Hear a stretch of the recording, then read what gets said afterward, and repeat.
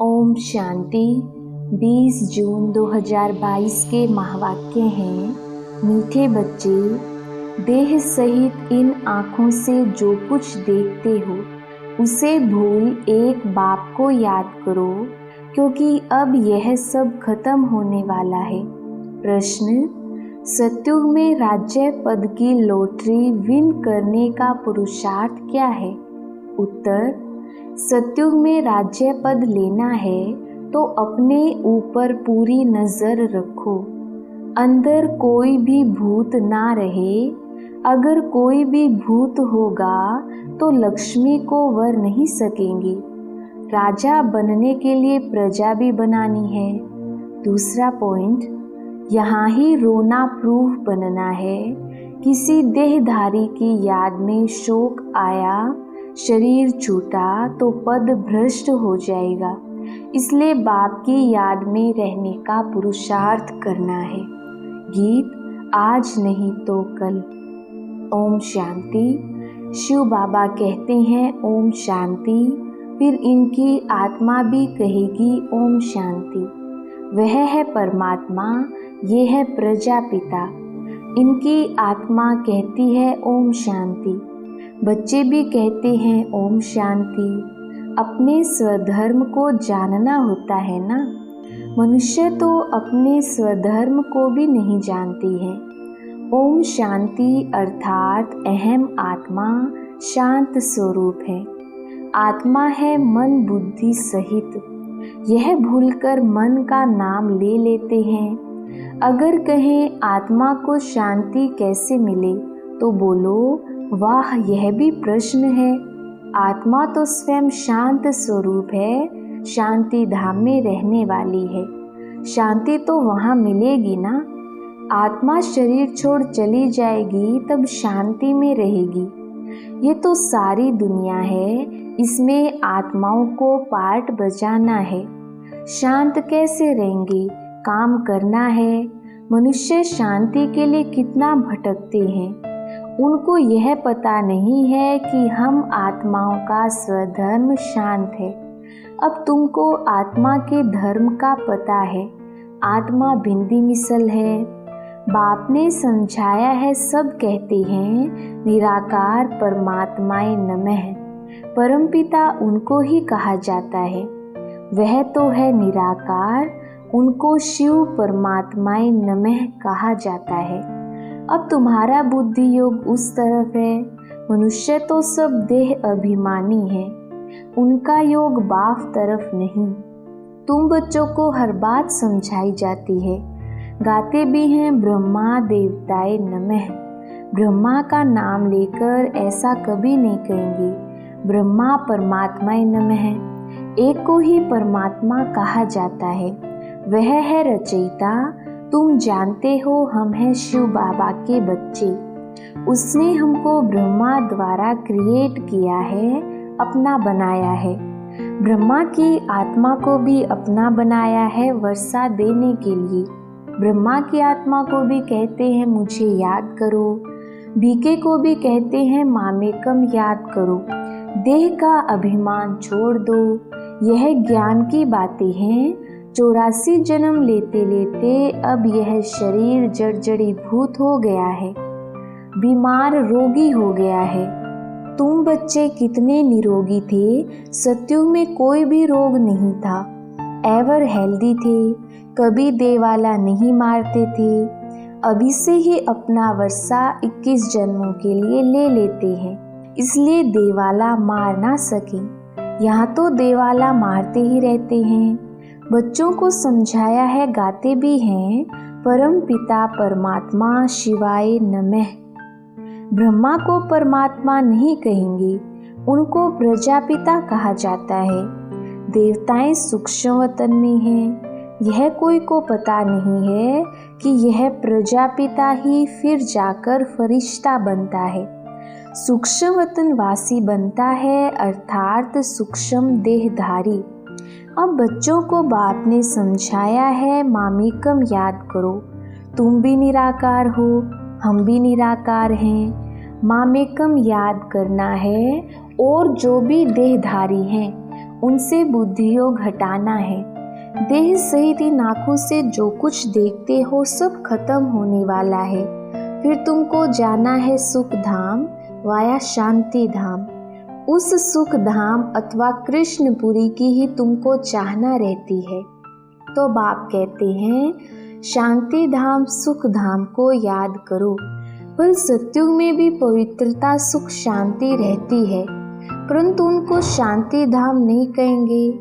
कर्म तो सबको करना है, राजाई करनी है। सत्युग में भी कर्म करते हैं, परंतु वह विकर्म नहीं बनता, क्योंकि वहाँ माया ही नहीं। यह तो सहज समझने की बात है।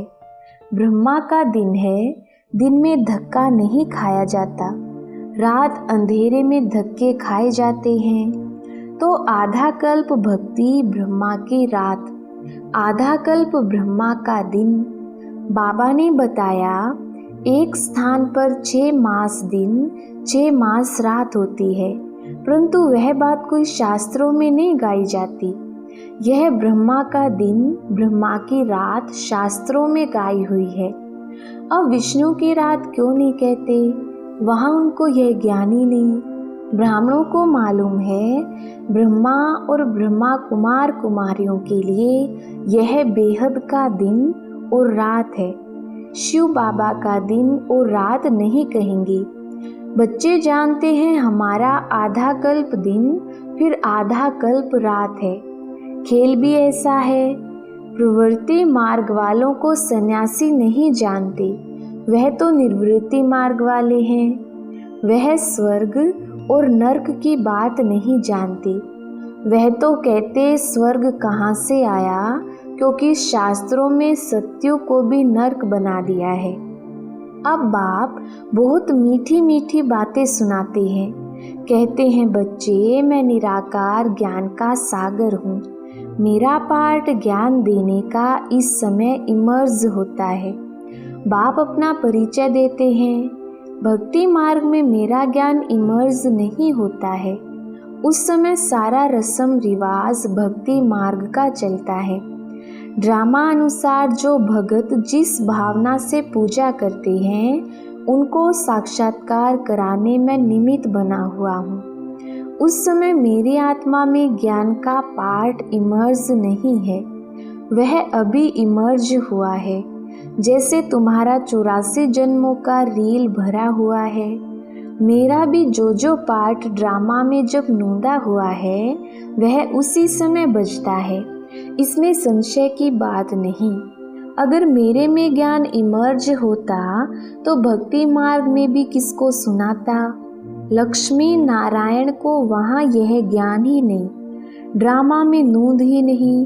मनुष्य मात्र को अगर कोई कहते कि हमको फलाना गुरु सद्गति देते हैं, परंतु गुरु लोग सद्गति कैसे देंगे? उनका भी तो पार्ट है। और कोई कहते हैं बरोबर दुनिया रिपीट होती रहती है, यह चक्र फिरता रहता है। उन्होंने फिर चरखा रख दिया है, सृष्टि का चक्र है। वंडर देखो, चरखा फिराने से पेट पूजा होती है। यहाँ इस सृष्टि चक्र को जानने से 21 जन्मों के लिए तुमको प्रारब्ध मिलती है। बाबा यथार्थ रीति अर्थ बैठ सुनाते हैं, बाकी सब अयथार्थ सुनाते हैं। तुम्हारी बुद्धि का ताला खुला हुआ है। ऊंचे ते ऊंच है भगवान, फिर ब्रह्मा विष्णु शंकर है सूक्ष्म वतनवासी।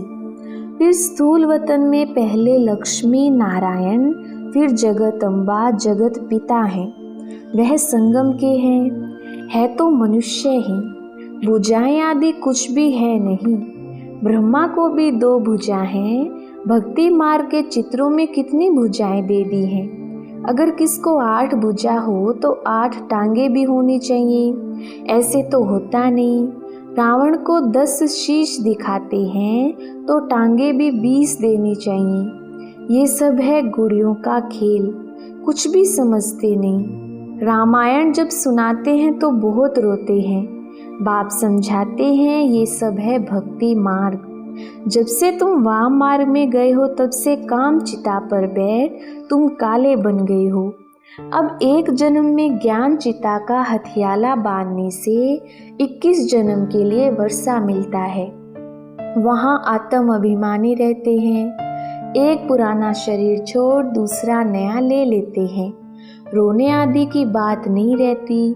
यहाँ बच्चा पैदा होगा तो बधाई देंगे, धूमधाम से मनाएंगे। कल बच्चा मर गया तो या हुसैन मचा देंगे। दुख दाम है ना। जानते हो भारत पर ही सारा खेल है। भारत अविनाशी खंड है, उनमें ही सुख दुख नर्क स्वर्ग का वर्षा होता है। हेवनली गॉडफादर ने ही जरूर हेवन स्थापन किया होगा। लाखों वर्ष की बात हो तो कोई को याद भी कैसे पड़ी। किसको भी पता नहीं है स्वर्ग फिर कब होगा। कह देते हैं कलयुग की आयु भी 40,000 वर्ष है। अब 40,000 वर्ष में कितने जन्म लेने पड़ी, जबकि 5,000 वर्ष में 84 जन्म है। अब तुम बच्चों की समझ में आता है, तुम रोशनी में हो। बाकी जिनको ज्ञान नहीं वह अज्ञान नींद में सोए पड़ी हैं। अज्ञान अंधियारी रात है, अर्थात सृष्टि चक्र का ज्ञान नहीं है। हम एक्टर हैं, यह सृष्टि चक्र के 4 भाग हैं। इन बातों को मनुष्य ही जानेंगे। अभी तुम बच्चे जानते हो बाप नॉलेजफुल है, उनमें जो खूबियां हैं वह सब तुमको दान देते हैं। ज्ञान के सागर से तुम वर्षा लेते हो। बाबा हमेशा कहते हैं देहधारी को याद नहीं करो। भल मैं भी देह द्वारा सुनाता हूँ, परंतु याद तुम मुझ निराकार को ही करना। याद करते रहेंगे तो धारणा भी होगी, बुद्धि का ताला भी खुलेगा। 15 मिनट व आधा घंटा से शुरू करो, फिर बढ़ते रहो। पिछाड़ी के समय सिवाय एक बाप के कोई की याद ना रहे, इसलिए सन्यासी सब कुछ छोड़ देते हैं, तपस्या में बैठते हैं। जब शरीर छोड़ते हैं उस समय आसपास का वायुमंडल भी शांति का हो जाता है। जैसे कोई शहर में कोई महापुरुष ने शरीर छोड़ा है। तुमको तो अब ज्ञान है, आत्मा अविनाशी है, वह लीन हो ना सके। उनमें तो यह ज्ञान नहीं है। बाप समझाते हैं आत्मा कभी विनाश होती नहीं, उनमें जो ज्ञान है वो भी कभी विनाश नहीं होता। इम्प्रेसिबल ड्रामा है, सत्युग त्रेता द्वापर कलयुग, ये चक्र फिरता रहता है। तुम फिर लक्ष्मी नारायण बनते हो, फिर नंबरवार और धर्म वाले भी आते हैं। गॉड फादर इज वन, सत्युग से कलयुग तक वृद्धि को पाते रहते हैं, दूसरे झाड़ बन ना सके। चक्र भी एक ही है, याद भी एक को ही करते हैं। गुरु नानक को याद करते हैं, परंतु उनको फिर अपने समय पर आना पड़े। जन्म मरण में तो सबको आना है। लोग समझते हैं कृष्ण हाजिरा हजूर है, कोई किसको मानते कोई किसको। बाबा समझाते हैं बच्चे युक्ति से समझाओ, ईश्वर सबका एक निराकार है। गीता में है भगवानुवाच, तो गीता है सबकी माँ बाप, क्योंकि उनसे ही सबको सद्गति मिलती है। बाप सबका दुख हरता सुख करता है। भारत सबका तीर्थ स्थान है, सद्गति बाप द्वारा ही मिलती है। यह उनका बर्थ प्लेस है, सब उनको याद करते हैं। फादर ही आकर सबको रावण के राज्य से छुड़ाते हैं। अभी यह रौरव नरक है। अब बाप कहते हैं हे देहधारी आत्माएं, अब वापिस चलना है, सिर्फ मुझे याद करो। कभी भी देहधारी में लटके तो रोना पड़ेगा। एक को याद करना है, वहाँ आना है। तुम्हारा रोना 21 जन्मों के लिए बंद हो जाता है। कोई मरे और तुम रोने लग पड़ेंगे, फिर रोने प्रूफ तो बनेंगे नहीं। किसकी याद में शोक आ जाए और मर जाए तो दुर्गति हो जाए। तुमको याद तो शिव बाबा को करना है ना। हार्ट फेल भी हो जाते हैं। तुमको उठते बैठते एक बाप को याद करना है। यह भी बुद्धि में बिठाया जाता है, क्योंकि सारे दिन में याद नहीं करते हैं तो संगठन में बिठाया जाता है। सबका इकट्ठा फोर्स होता है। अगर और किसी की याद बुद्धि में रहेगी तो फिर जन्म लेना पड़ेगा। कुछ भी हो जाए, स्थैर्य रहना है। देह का भान ना रहे। जितना बाप को याद करते हो वह याद रिकॉर्ड में नोंद जाती है। तुमको खुशी भी बहुत होगी। हम जल्दी चले जाएंगे, जाकर तख्त पर बैठेंगे। बाप हमेशा कहते हैं, बच्चे तुम्हें कभी रोना नहीं है, रोती तो विधवाएं हैं। तुमको सर्वगुण संपन्न यहाँ ही बनना है, जो फिर अविनाशी हो जाता है। मेहनत चाहिए, अपने पर नजर रखनी है। कोई भी भूत होगा तो ऊंच पद पा नहीं सकेंगे। नारद भगत था, लक्ष्मी को वरने चाहता था, परंतु शक्ल देखी तो बंदर मिसल। तुम पुरुषार्थ कर रहे हो लक्ष्मी को वरने के लिए, जिसमें 5 भूत होंगे वह कैसे वर सकेंगे। बहुत मेहनत चाहिए। बड़ी जबरदस्त लॉटरी विन करते हो। हम राजा जरूर बनेंगे तो प्रजा भी होगी। हजारों लाखों वृद्धि होती रहेगी। पहले पहले कोई भी आते हैं तो उनको बाप का परिचय दो। पतित पावन परम पिता परमात्मा से तुम्हारा क्या संबंध है? जरूर कहना पड़ेगा वह पिता है। अच्छा लिखो, एक ही पतित पावन सर्व को पावन बनाने वाला है। लिखवा लेने से फिर कोई बहस नहीं करेंगे। बोलो, तुम यहाँ सुनने आए हो व सुनाने? सर्व का सद्गति दाता तो एक निराकार है ना, वह कब आकर साकार में नहीं आता है। अच्छा, फिर प्रजापिता से क्या संबंध है? वह है साकारी, वह है निराकारी बाबा। हम एक बाप को याद करते हैं। हमारा एम ऑब्जेक्ट यह है, इनसे हम राजाई पाएंगे। अच्छा, मीठे मीठे सिकिलधे बच्चों प्रति माता पिता बाप दादा का याद प्यार और गुड मॉर्निंग। रूहानी बाप की रूहानी बच्चों को नमस्ते। हम रूहानी बच्चों की रूहानी बाप दादा को याद प्यार, गुड मॉर्निंग और नमस्ते जी। धारणा के लिए मुख्य सार। पहला पॉइंट, किसी भी देहधारी में अपनी बुद्धि नहीं लटकानी है। याद का रिकॉर्ड ठीक रखना है, कभी भी रोना नहीं है। दूसरा पॉइंट, अपने शांति स्वधर्म में स्थित रहना है। शांति के लिए भटकना नहीं है, सबको इस भटकने से छुड़ाना है। शांति धाम और सुख धाम को याद करना है। वरदान, निर्माणता द्वारा नव निर्माण करने वाले, निराशा और अभिमान से मुक्त भव। विस्तार, कभी भी पुरुषार्थ में निराश नहीं बनो। करना ही है, होना ही है। विजय माला मेरा ही यादगार है। इस स्मृति से विजयी बनो। 1 सेकंड व मिनट के लिए भी निराशा को अपने अंदर स्थान ना दो। अभिमान और निराशा, यह दोनों महाबलवान बनने नहीं देते हैं। अभिमान वालों को अपमान की फीलिंग बहुत आती है, इसलिए इन दोनों बातों से मुक्त बन निर्माण बनो तो नव निर्माण का कार्य करते रहेंगे। स्लोगन, विश्व सेवा के तख्त नशीन बनो तो राज्य तख्त नशीन बन जाएंगे। अच्छा, ओम शांति।